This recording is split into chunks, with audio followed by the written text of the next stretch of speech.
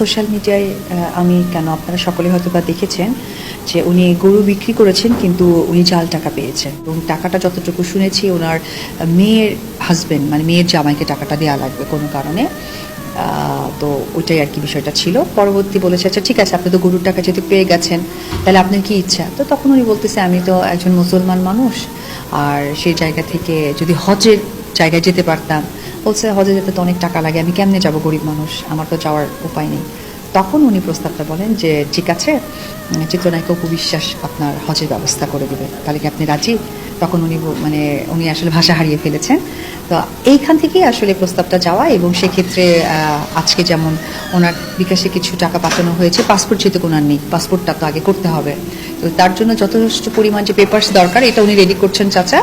আর আমি পাসপোর্ট সংক্রান্ত কিছু অ্যামাউন্ট পাঠিয়েছি। পাসপোর্টটা রেডি হওয়ার পরেই আমি আসলে ভিসার যে প্রসেসগুলো থাকে, টিকিট, হোটেল বা ওখানে গিয়ে ব্যক্তিগতভাবে উনি কিছু যদি করতে চান, সমস্ত কিছু ওনার একদম স্বাচ্ছন্দ্যভাবে যেন উনি হজটা করতে পারেন।